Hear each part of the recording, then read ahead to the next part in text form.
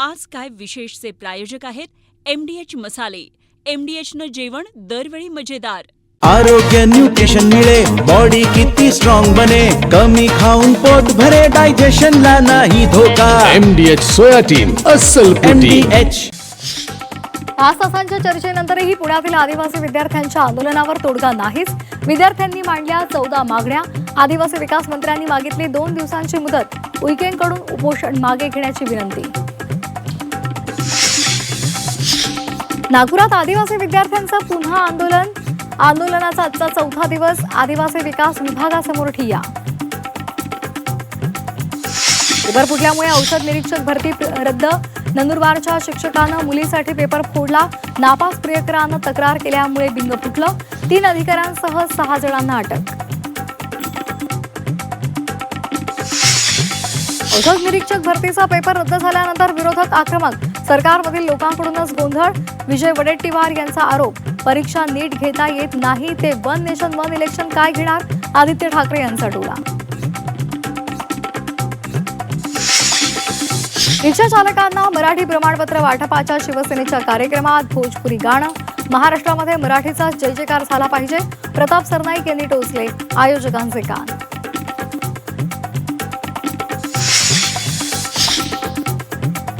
मुंबईतील परळमध्ये 2 गटात तणाव. धार्मिक मिरवणुकीदरम्यान बाचाबाची, धक्काबुक्की. परिस्थिती नियंत्रणात. मोठा पोलीस बंदोबस्त. एवढी गुंडगिरी दहशत चांगली नाही. मुंबईमध्ये येणार आणि आंदोलन करणारच. आंदोलनाच्या नियमावलीनंतर मनोज जरांगेंचा सरकारला इशारा. कोण उठवतं ते बघतोच. जरांगे आक्रमक.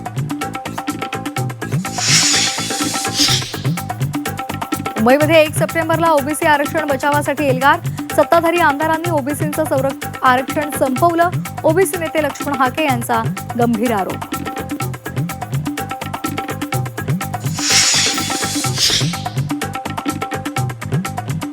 साताऱ्यातील 10 महिला पर्यटक नेपाळमध्ये अडकल्या.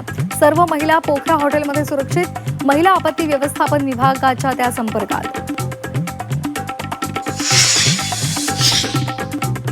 हिमस्खलनामुळे नेपाळमध्ये महापूर. अचानक आलेल्या पुरात 100 जणांचा मृत्यू. अनेक बेपत्ता. भारतीय पर्यटकांचाही समावेश. साताऱ्याचे पर्यटकही अडकल्याची भीती. उत्तर प्रदेश, बिहारलाही पुराचा अलर्ट. राज्यामध्ये पावसाचा जोर ओसरण्याचा अंदाज. मुंबई, पुण्यासह अनेक भागात आजपासून 1 सप्टेंबरपर्यंत पावसाचा जोर ओसरणार. कोकण, मध्य महाराष्ट्र आणि मराठवाड्यामध्ये पावसाची सक्रियता कमी होत असल्याचा अंदाज.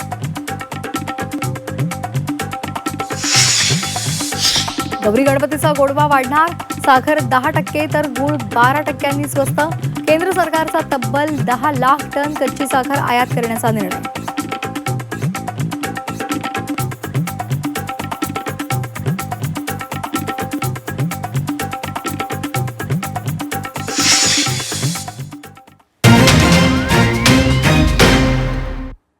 नमस्कार, सुप्रभात. मी श्वेता भालेकर परब. आपण पाहताय झी24 तास. आज काय विशेष या बातमीपत्रामध्ये आपण सुरुवातीला पाहूयात आजच्या लक्षवेधी अशा 3 महत्त्वाच्या बातम्या. तर पहिली महत्त्वाची आणि लक्षवेधी बातमी आहे आदिवासी विद्यार्थी आंदोलनासंदर्भातील. विद्यार्थी आंदोलनावर तोडगा कधी निघणार असा प्रश्न आता उपस्थित केला जातोय. आदिवासी विकास मंत्री अशोक उईके यांनी वसतिगृह प्रवेशाच्या वयोमर्यादेच्या अटी याला स्थगिती दिलेली आहे. मात्र तरी सुद्धा इतर मागण्यांसाठी हे विद्यार्थी आपल्या आंदोलनावर ठाम आहेत. पुणे, नाशिक, नागपूर या ठिकाणी विद्यार्थ्यांचं आंदोलन सुरू आहे. पुण्यामध्ये अशोक उईके यांनी विद्यार्थ्यांची भेट घेतली. जवळपास 5 तास चर्चा केली. मात्र तरी सुद्धा यामध्ये तोडगा निघालेला नाहीये. त्यामुळे आता या संदर्भात कशा पद्धतीने तोडगा काढला जातो हे पाहणं महत्त्वाचं आहे. दुसरी मोठी बातमी आहे ती शिंदेंच्या शिवसेनेसंदर्भातील. एकीकडे अमराठी रिक्षा टॅक्सी चालकांना मराठीचे धडे दिले जात आहेत, तर दुसरीकडे शिवसेनेच्या कार्यक्रमामध्ये भोजपुरी गाणं वाजतंय आणि त्यामुळे आश्चर्य व्यक्त केलं जात आहे. शिवसेनेचे परिवहन मंत्री प्रताप सरनाईक यांनी रिक्षा टॅक्सी चालकांना मराठी भाषेची सक्ती केली. मात्र त्यांच्याच पक्षाच्या कार्यक्रमामध्ये भोजपुरी गाण्यावर महिलांना नाचवलं जात होतं. त्यामुळे त्यावरून आता विरोधकांनी टीका सुरू केली आहे. तर या संदर्भातली अधिकची माहिती सुद्धा आपण जाणून घेऊयात. तिसरी लक्षवेधी बातमी आहे नेपाळमध्ये अचानक आलेल्या पुरासंदर्भातील. या पुरामध्ये अनेक भारतीयांसह शेकडो बेपत्ता झालेत. तिबेटमध्ये भूकंप झाला आणि या भूकंपामुळे हिमनदी फुटली आणि त्यामुळे हा महापूर आला. या महापुरामध्ये 100 जणांचा आतापर्यंत मृत्यू झालाय. 750हून अधिक जण बेपत्ता असल्याची माहिती मिळते.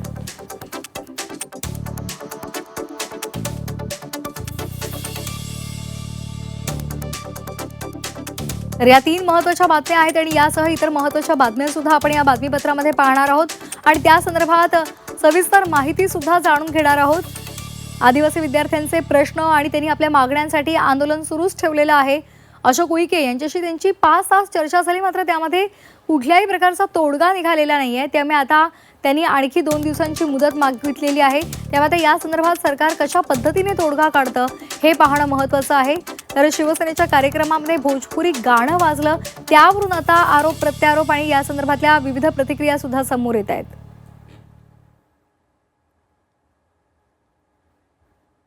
आणि आता आपण जाणार आहोत, आपले प्रतिनिधी आपल्यासोबत जोडले गेलेले आहेत. ओम देशमुख आपल्यासोबत जोडले गेलेले आहेत मुंबईतून. MPSCचा पेपर हा फुटला आणि त्या संदर्भातली आता नवीन अपडेट समोर आलेली आहे. त्या संदर्भात त्यांच्याकडे काय माहिती आहे ते आपल्यापर्यंत पोहोचवतील. तर मुंबईतून मनश्री पाठक आपल्यासोबत जोडल्या गेलेल्या आहेत. शिवसेनेच्या बोरिवलीच्या कार्यक्रमामध्ये भोजपुरी गाणं वाजलं आणि त्यावरून प्रताप सरनाईकांनी आयोजकांचे कान टोचलेले आहेत. त्यामुळे त्या संदर्भातली माहिती सुद्धा आपण जाणून घेऊयात. पुण्यामधून निलेश खरमरे आपल्यासोबत जोडले गेलेत. आदिवासी विद्यार्थ्यांचं आंदोलन सुरू आहे, आपल्या आंदोलनावर ते ठाम आहेत आणि त्यामुळे यावर तोडगा काढण्यासाठी सरकार दरबारी काय हालचाली होतात हेही पाहणं महत्त्वाचं आहे. तर नाशिकमधून सागर गायकवाड आपल्यासोबत जोडले गेलेत. नाशिकमध्ये सुद्धा आदिवासी विद्यार्थ्यांचंच आंदोलन सुरू आहे, त्यामुळे त्या संदर्भातली माहिती सुद्धा आपण जाणून घेणार आहोत. तर तुषार तपासे आपल्यासोबत जोडले गेलेले आहेत, ते या संदर्भातली अधिकची माहिती देणार आहेत. तर आपण बोलूया महत्त्वाच्या बातमीकडे. शिवसेनेच्या बोरिवलीच्या कार्यक्रमामध्ये भोजपुरी गाणं वाजलं. मराठी प्रमाणपत्र वाटप कार्यक्रमातला हा प्रकार. मनसे आणि शिवसेना युबीटीकडून या संदर्भात हल्लाबोल करण्यात आलाय. मतांसाठी लाचारी केली जाते असा टोला मनसे आणि शिवसेना युबीटीनं लगावलेला आहे.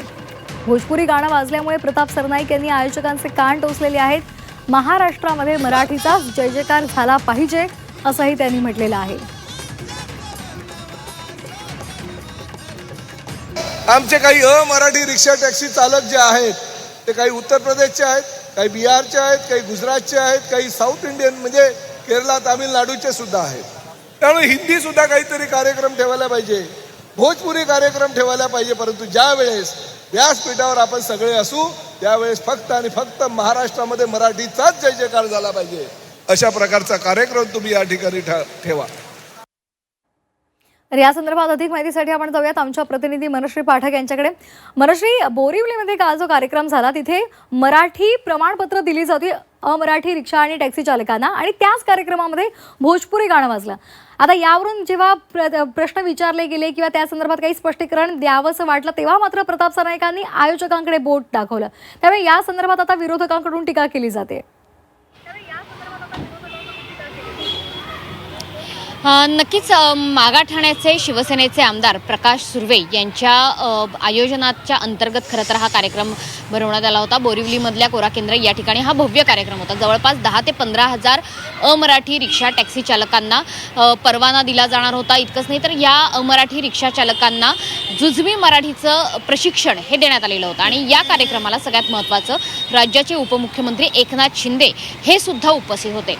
मात्र या सगळ्या कार्यक्रमामध्ये अचानकपणे भोजपुरी गाणं वाजलं आणि प्रताप सरनाईक परिवहन मंत्री यांना इथे हस्तक्षेप करावा लागला आणि प्रताप सरनाईकांनी आपल्याच पक्षाचे जे या कार्यक्रमाचे आयोजक होते त्या प्रकाश सुर्वेंचे कान टोचले की अशा पद्धतीने जो कार्यक्रमच मुळात आपण मराठीच्या प्रसारासाठी घेतो आहोत त्या कार्यक्रमामध्ये भोजपुरी गाणं कसं काय वाजू शकतं असा सवाल प्रताप सरनाईकांनी व्यासपीठावरूनच उपस्थित केला.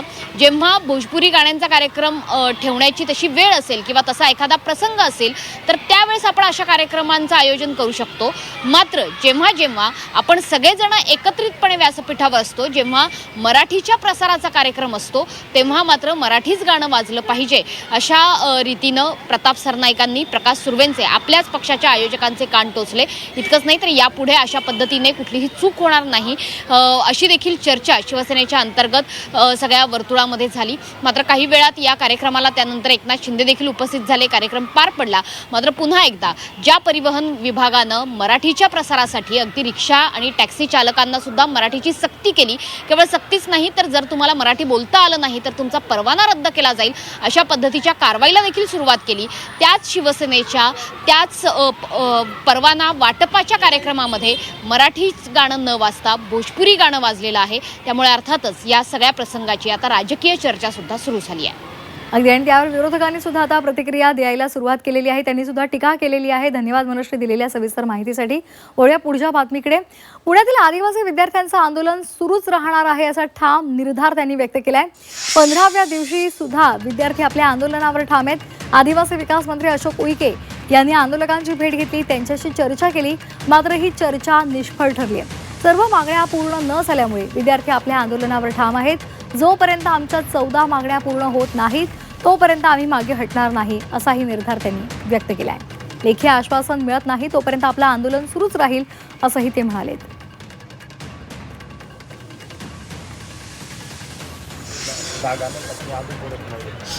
माध्यमातून चर्चेच्या माध्यमातून त्यांनी 2-3 दिवसाची आम्हाला अवधी दिली.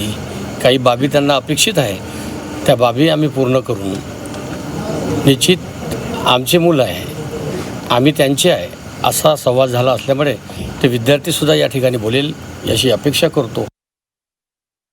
सांगतो असे 14 मागण्या आहे. त्याच्यामध्ये काय तर आपल्याला पहिल्यांदा जे बोगस लोकांच्या याद्या अपेक्षित आहे, ज्या याद्या जे 12,500 जे बोगस लोक आहे त्याच्या याद्या आपल्याला अपेक्षित आहे. त्या आपण त्यांना कालावधी दिलाय मंत्री महोदयांना का 2 दिवसात त्या याद्या द्या आणि त्याच्यावर कशी भरती करणार याचं एक टेंटेटिव्ह टाइम टेबल आम्हाला तुम्ही ड्राफ्टच्या मार्फत द्या.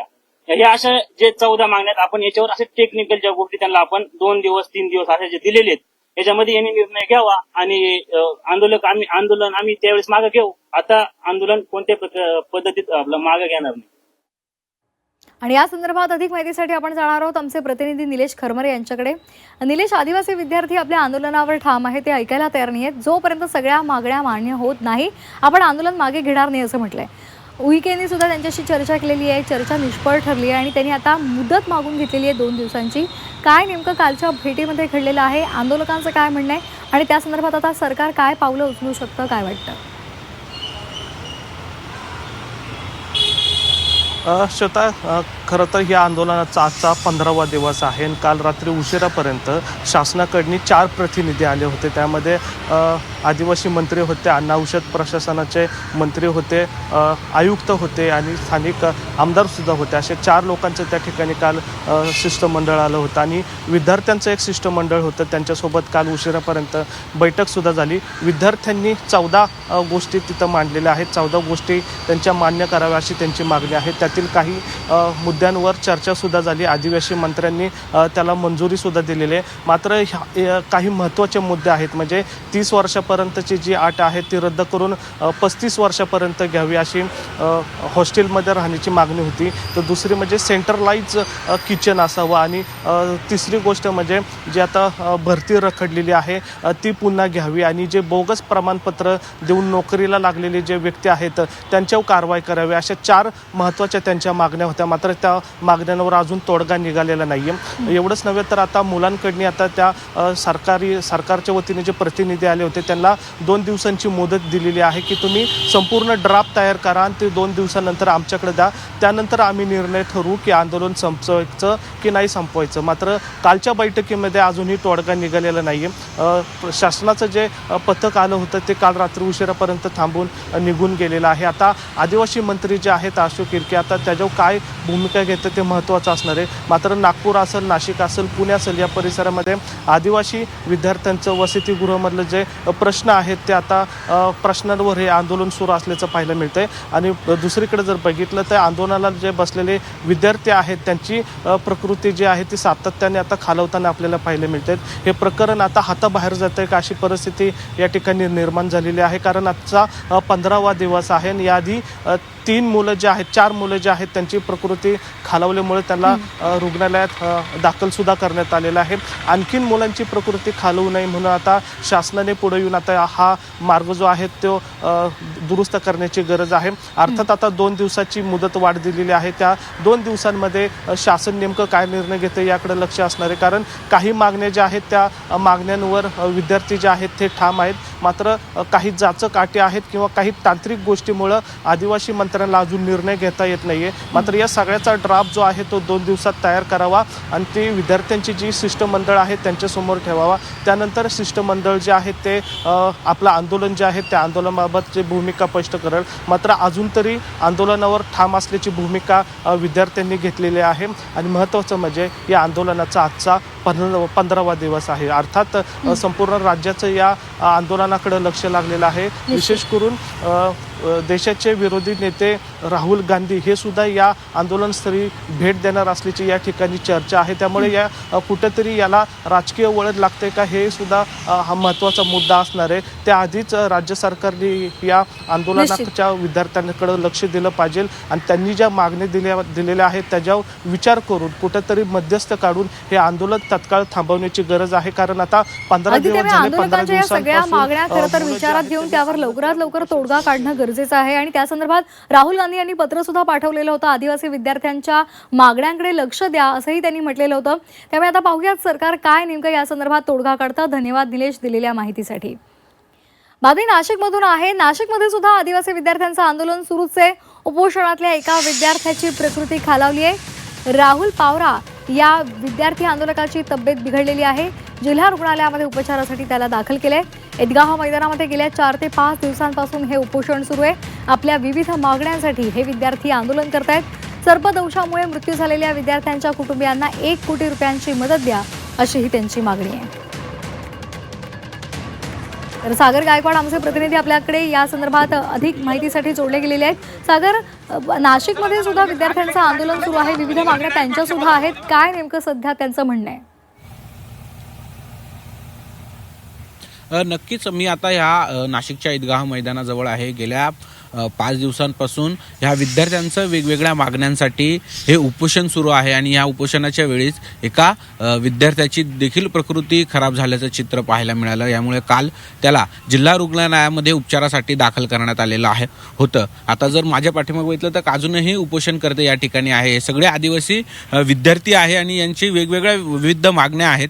ज्यामध्ये जी मुलं आश्रम शाळेमध्ये शिकत होती आणि त्यांना सर्पदंश झाला आणि ते दगावले अशा विद्यार्थ्यांच्या कुटुंबाला 1 कोटी रुपयाची मदत द्यावी. त्याचबरोबर ती वेगवेगळ्या इतर मागण्या देखील आहेत. आपण खरं तर हे सगळे विद्यार्थी आहे, आंदोलनकर्ते आहेत आणि आपण त्यांच्याशी बोलूयात.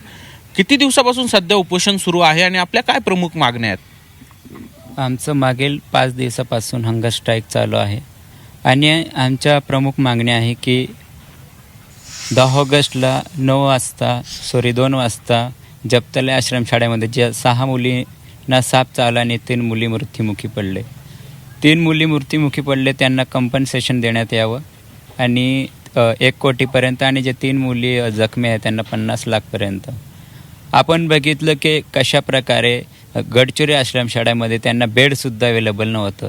एक ठिकाणी सरकार करोडो रुपये आदिवासी आश्रमशाळेवर खर्च करतं आणि त्यांना बेडसुद्धा नव्हता. आणि गडचिरोली जिल्ह्याचे पालकमंत्री आपले मुख्यमंत्री देवेंद्र फडणवीस आहे. त्यांचं लक्ष कुठं होते का? ते फक्त मुंबईमध्ये बसून काम करतात. आपण बघितलं तसंच की सेंट्रल किचनचा विषय. सेंट्रल किचन जेव्हा सेंट्रलवर जेवण बनतं तेव्हा आश्रमशाळेपर्यंत ते किती वाजता पोहोचतं किंवा किती तासात पोहोचतं? लगभग 70 ते 80 किलोमीटर अंतरावर ते जेवण बनतं आणि त्या पोरांपर्यंत पोहोचतं. त्याच्याने किती आजार पडतात, फूड पॉयझन होतं, विद्यार्थी मृत्यू पावतात. तसंच आपण बघितलं की मागील 2 वर्षात 584 आदिवासी विद्यार्थ्यांची मृत्यू संख्या आहे आश्रमशाळेमध्ये. मग 2 वर्षात एवढे जास्त मृत्यू संख्या आहे आणि बघितलं की कशा प्रकारे एक विद्यार्थी एका दिवसाला मरतो आदिवासी विद्यार्थ्याचा. मग हे सरकार कुठं झोपलेलं? आमची हे मागणी आहे की आपले आदिवासी विकास मंत्री डॉक्टर अशोक उईके यांनी राजीनामा द्यावा. का राजीनामा द्यावा? की एवढे आमच्या आदिवासी विद्यार्थ्यांची संख्या मृत्यू होते, दिवसेंदिवस वाढते. जर आम्हाला ही संख्या कमी करायची आहे, आम्हाला थांबवायची पेशील आहे, थांबायची. जर ही संख्या नाही थांबवली तर आदिवासी विद्यार्थ्यांचे हजारावर विद्यार्थी मरतील. आणि कशाला आम्ही यांचा राजीनामा घेतोय की जर आदिवासी विकास मंत्री राजीनामा घेतील तो येणारा जो बी मंत्री असेल त्याला जाग येईल. कारण की जेव्हा जेव्हा आदिवासी विद्यार्थ्यांवर अत्याचार होईल ते हे मुलं हे विद्यार्थी राजीनामा घ्यायला तयार आहे आणि निश्चित त्याला सागर. जाग येईल आणि तो लक्ष देऊन काम करेल. आमचं प्रमुख मागणी आहे. खरं तर बघितलं तर हे सगळे जे विद्यार्थी गेल्या 5 दिवसापासून या ईदगाह मैदानावरती उपोषण करताना पाहायला मिळत आहेत. हे सगळ्या ज्या विविध मागण्या ज्या आहेत त्या त्यांच्या प्रमुख मागण्या ज्या पाहायला मिळत आहेत. आता सध्या हे सगळे विद्यार्थी ईदगाह मैदानावरती उपोषणात, यातल्या एकाची प्रकृती खालवली होती, त्याला जिल्हा रुग्णालयामध्ये उपचारासाठी दाखल करण्यात आलेलं होतं. मात्र प्रत्यक्षात जर बघितलं तर इथल्या आदिवासी विकास भवनातील एकही अधिकारी, खरं तर महाराष्ट्र राज्याचं आदिवासी विकास भवन ऑफिस जे आहे ते नाशिकमध्ये आहे, मात्र तरी देखील या विद्यार्थ्यांची विचारपूस करण्यासाठी एकही अधिकारी आलेला नसल्याची तक्रार देखील या विद्यार्थ्यांकडून केली जाते.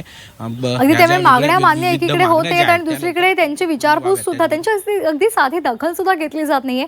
त्यामुळे आता खरोखरच या संदर्भात पुणे, नाशिकसह इतर ठिकाणी जे आंदोलन होते त्या विद्यार्थ्यांचं, त्या संदर्भातल्या त्यांच्या मागण्या कितपत मागण्या मान्य केल्या जातात आणि सरकार त्या संदर्भात काही पावलं लवकरात लवकर उचलतं का हेच पाहणं महत्त्वाचं आहे. धन्यवाद सागर दिलेल्या माहितीसाठी. बातमी नागपूरमधून आहे. नागपूरमधल्या आदिवासी आयुक्त कार्यालयाच्या इथे भंडारा, गोंदिया आणि वर्धा जिल्ह्यातील विद्यार्थ्यांनी पुन्हा एकदा आंदोलनाला सुरुवात केली आहे. या आंदोलनाचा आजचा 4था दिवस आहे. आदिवासी विकास विभागाच्या कार्यालय परिसरामध्ये विद्यार्थ्यांनी ठिय्या मांडलाय. केवळ 30 वर्षांची वयोमर्यादा रद्द करण्याची मागणी नसून विद्यार्थ्यांच्या तब्बल 22 मागण्या आहेत आणि या आंदोलकांनी आपल्या या मागण्या पूर्ण होईपर्यंत आपण पाठी हटणार नाही असंही म्हटलंय. संबंधित जी.आर पूर्णतः रद्द करावा, आदिवासी वसतिगृहांमध्ये आवश्यक सोयी सुविधा उपलब्ध करून द्याव्यात, अशा त्यांच्या विविध मागण्या आहेत. त्यामुळे आता या मागण्या कशा पद्धतीनं सरकार मान्य करतं हे पाहणं महत्त्वाचं आहे. अन्न आणि औषध प्रशासनाच्या परीक्षेमध्ये गैरप्रकार झाल्याचे पुरावे समोर आल्यानंतर ही भरती प्रक्रिया रद्द केलेली आहे. महाराष्ट्र लोकसेवा आयोगानं हा निर्णय घेतलाय. या प्रकरणामध्ये 6 जणांना अटक सुद्धा झाली आहे. एमपीएससीचे 3 अधिकारी, 1 क्लास चालक आणि 1 परीक्षार्थीच्या नातेवाईकाला अटक झाली आहे. एमपीएससीचे अपर सचिव अभिजित लेंडवे आणि सहाय्यक कक्ष अधिकारी गोपाळ मराठे आणि विश्वेश्वर नकाते यांना अटक झालेली आहे. पेपरफुटीतला सूत्रधार प्रवीण पाटील यालाही पोलिसांनी अटक केली आहे.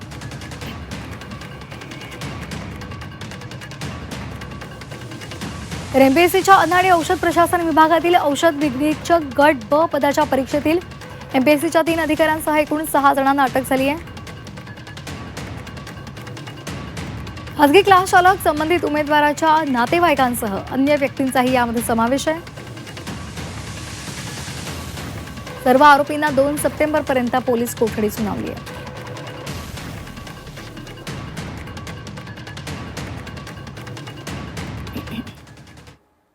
आणि आता आणखी एक महत्त्वाची बातमी आहे. पेपरफुटी संदर्भातील औषध निरीक्षक पदासाठी 22 मार्चला एमपीएससीची परीक्षा पार पडली.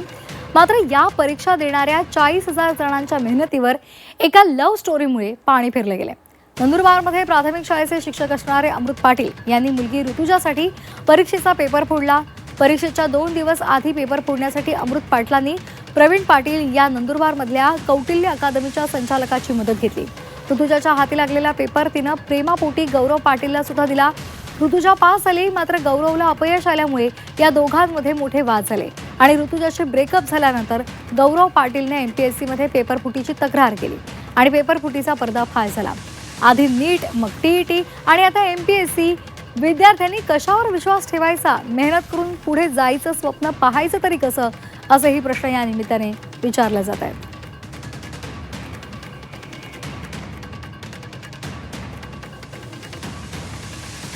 या संदर्भात अधिक माहितीसाठी आपण जाऊयात आमचे प्रतिनिधी ओम देशमुख यांच्याकडे. ओम, एमपीएससीमध्ये आपण परीक्षा द्यायची, एमपीएससीची परीक्षा द्यायची आणि चांगलं एखादं पद घ्यायचं, सरकारी नोकरी घ्यायची असं प्रत्येकाचं स्वप्न असतं आणि त्यासाठी दिवस रात्र एक करून अनेक विद्यार्थी अभ्यास करत असतात. मात्र आता जी स्टोरी बाहेर आलेली आहे, का लव्ह स्टोरीमुळे कशा पद्धतीनं एमपीएससीचं बिंग फुटलेलं आहे हे समोर आलेलं आहे. काय नेमके या संदर्भातले अपडेट्स आहेत? श्वेता, खरं तर एका लव्ह स्टोरीमुळे गौरव पाटील आणि ऋतुजा पाटील या प्रेमी युगुलाच्या अंतर्गत भांडणामुळे आणि ब्रेकअपमुळे हजारो विद्यार्थ्यांना MPSCच्या या सगळ्या प्रकरणामध्ये आपला जो नाहक बळी आहे तो त्यांचा गेलेला आहे असं समोर आलेलं आहे.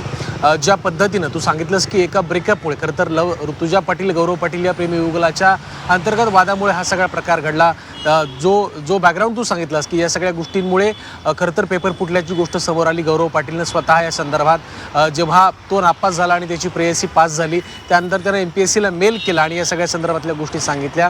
कालांतरानं जेव्हा तपास सुरू झाला त्यानंतर त्यानं हा सगळा प्रकार MPSC समोर विशदसुद्धा केला आणि जो काही विषय ज्यामध्ये झाला किंवा ज्या पद्धतीचा घटनाक्रम होता तो देखील त्याने सगळ्यासमोर आणलेला आहे.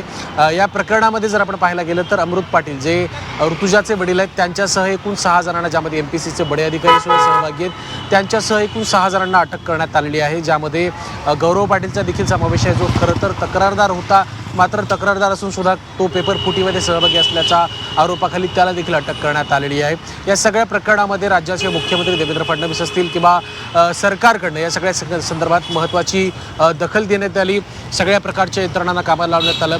यातला महत्त्वाचा एक आरोप काल देखील झाला, तो म्हणजे सुनील गाढवे या व्यक्तीचा मुख्यमंत्र्यांसोबतचा फोटो समोर आल्यानंतर कुठेतरी या प्रकरणात भाजपशी संबंधित असलेल्या लोकांचा सहभाग असल्याचा सुद्धा आरोप करण्यात आला आणि त्यानंतर भाजपकडनं सुद्धा त्याला प्रत्युत्तर देण्यात आलं.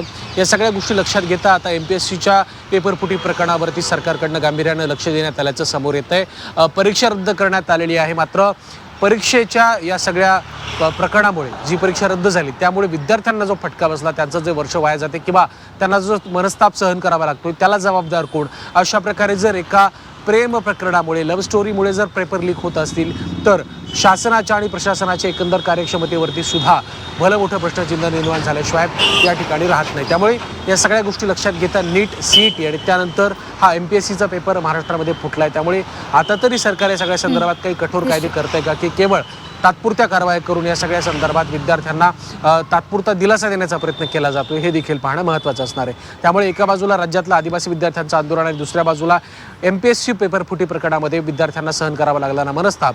त्यामुळे विद्यार्थ्यांच्या समोर जे प्रश्न निर्माण झालेत त्यावर आता तरी सरकार काही तोडगा गांभीर्यानं काढणार आहे का हे पाहणं आता महत्त्वाचं असणार आहे. श्वेता, अगदी त्यामुळे पेपर फुटल्यानंतर त्याची चौकशी बसवणं, दोषींवर कारवाई करणं हे करण्यापेक्षा या गोष्टी होऊच नाहीत, परीक्षेचा पेपर फुटूच नाही, यासाठी खरं तर पावलं उचलणं गरजेचं आहे. पाहूयात येत्या काळात सरकार या संदर्भात कशा पद्धतीने गांभीर्यानं उपाययोजना करतं.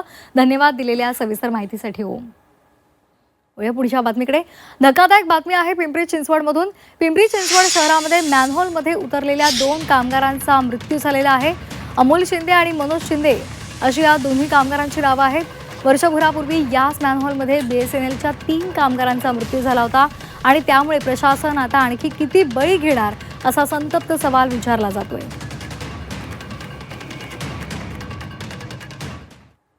नेपाळमध्ये अचानक आलेल्या पुरामध्ये अनेक भारतीयांसह शेकडो बेपत्ता झालेले आहेत. तिबेटमध्ये भूकंप झाला आणि या भूकंपामुळे हिमनदी फुटली आहे. त्यामुळे हा महापूर आल्याची माहिती नेपाळच्या परराष्ट्र मंत्र्यांनी दिलेली आहे. आतापर्यंत पुरामध्ये 160 जणांचा मृत्यू झाल्याची माहिती मिळते. 750हून अधिक जण बेपत्ता आहेत. महत्त्वाची माहिती म्हणजे 33 भारतीय पर्यटक आणि 37 NIR हे सुद्धा यामध्ये त्यांचाही यामध्ये समावेश आहे. या पुरामध्ये तिमुरे बाजार आणि चीनच्या सीमेवरील महत्त्वाचे सीमाशुल्क कार्यालय सुद्धा यामध्ये उद्ध्वस्त झाले.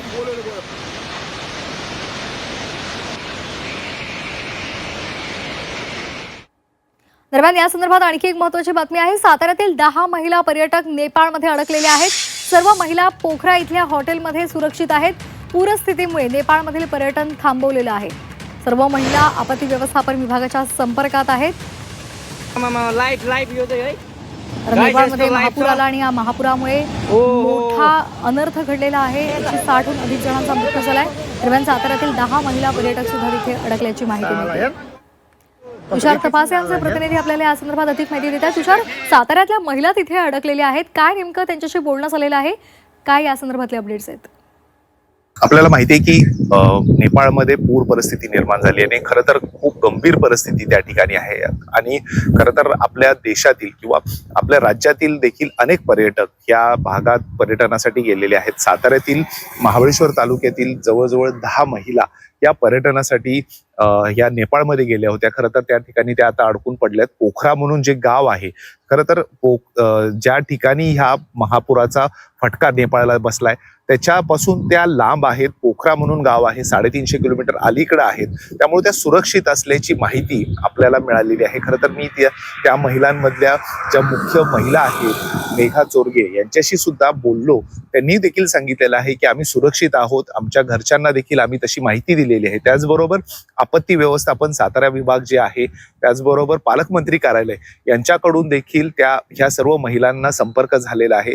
या सर्व महिला सुखरूप असल्याची माहिती त्यांनी आपल्याला माध्यमांना दिलेली आहे. त्याचबरोबर जे काही यंत्रणा आहे त्या यंत्रणा दिलेली आहे आणि त्याचबरोबर त्यांनी जे पुढचं पर्यटन आहे ते करणार होते ते आता त्यांनी थांबवलेलं आहे. कारण खूप गंभीर परिस्थिती त्या ठिकाणी झालेली आहे.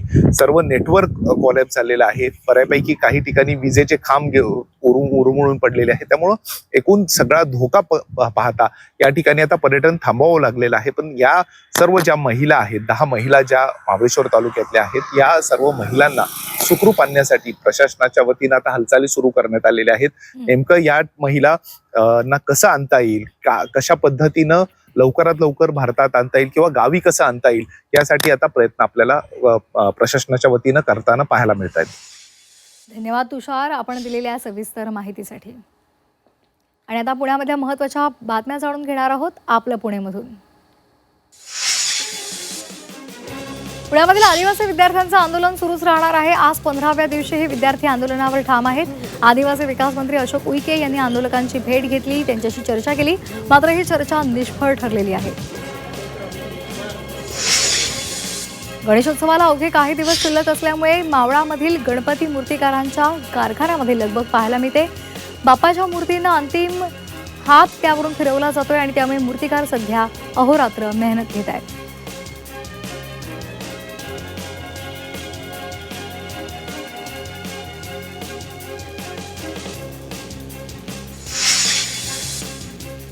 आणि आता पाहूया छत्रपती संभाजीनगरमधल्या महत्त्वाच्या बातम्या.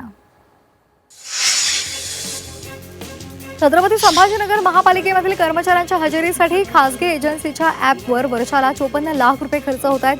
आता सर्वसाधारण सभेनं हजेरी ॲपसाठी 1 कोटी रुपयांच्या खर्चाला मंजुरी देत नव्यानं निविदा काढण्याचे आदेश दिलेत.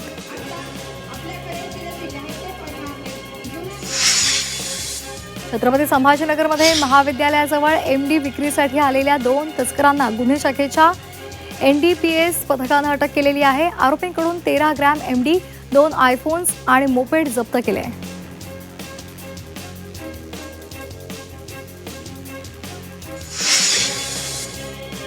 आणि यासह आज काय विशेष या बातमीपत्रात वेळ झाला इथेच थांबण्याची. आज काय विशेषचे प्रायोजक आहेत MDH मसाले. MDHनं जेवण दरवेळी मजेदार.